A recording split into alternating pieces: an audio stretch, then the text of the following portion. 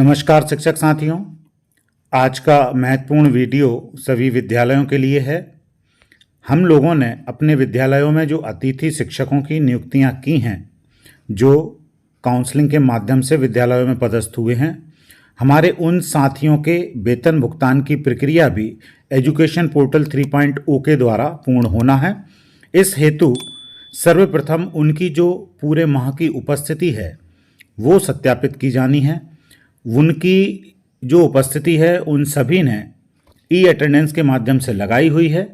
तो अब वो ई अटेंडेंस के द्वारा जो उपस्थिति लगी हुई है उसकी पूरी रिपोर्ट आपके एजुकेशन पोर्टल 3.0 पर उपलब्ध है। आपको वहाँ पर जाना है। जाने के बाद उस उपस्थिति का फाइनलाइजेशन करना है और उसको संकुल केंद्र को सेंड कर देना है। जब आप इस प्रक्रिया को करेंगे तभी संकुल केंद्र से उनके वेतन के बिल जनरेट हो पाएंगे और उनका वेतन भुगतान हो पाएगा। तो आज इस वीडियो में हम जानने वाले हैं कि हमें किस प्रकार इस प्रक्रिया को करना है।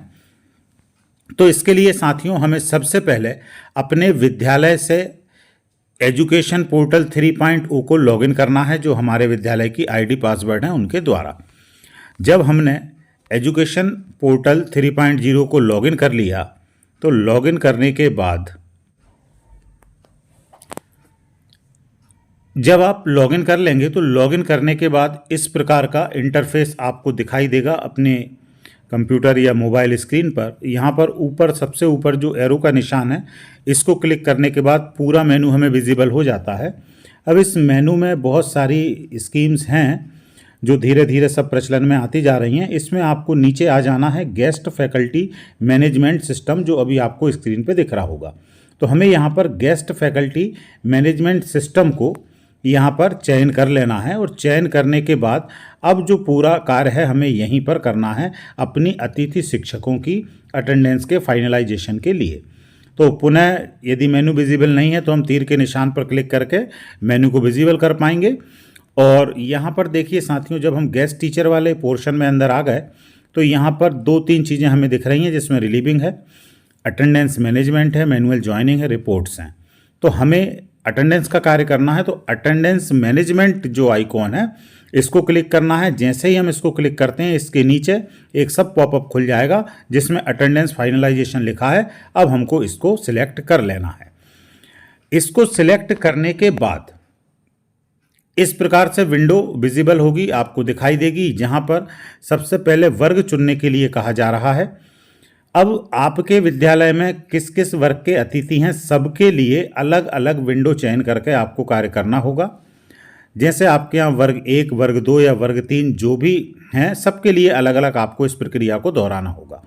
मान लीजिए कि हम वर्ग 3 को यहाँ पर सिलेक्ट कर लेते हैं। एग्जाम्पल के लिए आपको दिखा रहा हूँ। आपके विद्यालय में जिस वर्ग के भी अतिथि शिक्षक साथी कार्यरत हों आप वो चयन कीजिए।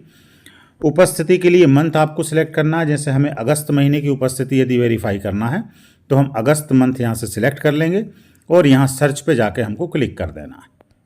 जब हम सर्च पर जाकर क्लिक करेंगे तो इस प्रकार से पूरा रिकॉर्ड हमें नीचे खुला हुआ मिल जाएगा।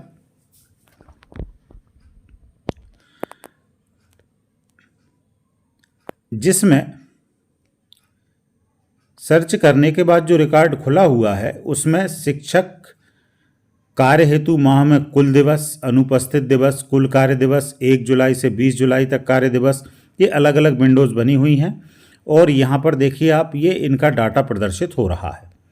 अब यहाँ पे हम देखते हैं कि ई अटेंडेंस के दिवस कितनी ई अटेंडेंस लगाई हैं, तो 16 दिन लगाई गई है। तो यहाँ आपको दिखेगा रविवार कितने हैं, शासकीय अवकाश कितने हैं, कलेक्टर महोदय द्वारा कितने घोषित हैं, कुल कार्य दिवस कितने हैं और उपस्थिति टोटल कितनी आ रही है। तो वो आप व्यू करके यहाँ से देख सकते हैं। साथियों, ये फिलहाल आपको वेरीफाई करना है। अपनी जो रजिस्टर है, अपनी जो पंजी है उससे इसे वेरीफाई कर दें। इस महीने मैनुअली भी यहाँ पर इंसर्ट करने का ऑप्शन है उपस्थिति। तो जैसे मान लीजिए कि अनुपस्थित दिवस कितने हैं, तो वो संख्या यदि आपको यहाँ लिखना है तो आप इस बॉक्स के अंदर टाइप कर सकते हैं। और टाइप करने के बाद सबसे नीचे जब आपको जाना है तो आपको सबसे नीचे एक सेव का ऑप्शन मिलेगा। उस ऑप्शन को देखने के लिए हमें मान लीजिए कि ये सही पूरा डाटा सही है तो ये जो सबसे ऊपर जो खुल के आया है, यहीं पर हम एक टिक का निशान लगा देंगे और टिक लगने के बाद फिर जब आप नीचे की तरफ जाएंगे तो नीचे की तरफ आपको एक ऑप्शन मिलेगा, save attendance and send to संकुल। मतलब अब यदि आप इसको यहाँ पर आपके द्वारा क्लिक किया जाता है तो जो ऊपर डाटा प्रदर्शित है वो डाटा सेव हो जाएगा और वो संकुल केंद्र को सेंड कर दिया जाएगा। जो भी आपका संकुल केंद्र है वहाँ से इनके वेतन भुगतान की प्रक्रिया प्रारंभ होगी। तो इस प्रकार साथियों आप सभी अतिथि शिक्षकों की जो अटेंडेंस है उसको वेरीफाई कर पाएंगे, उसको लॉक कर पाएंगे। तो ये जानकारी थी आज एक महत्वपूर्ण आपके लिए, और ऐसी ही कई जानकारियों के लिए आप हमारे चैनल पर जुड़े रहिए। हम समय समय पर चैनल पर विद्यार्थियों के लिए, शिक्षक साथियों के लिए विभिन्न सूचनाएं, विभिन्न जानकारियां प्रेषित करते हैं।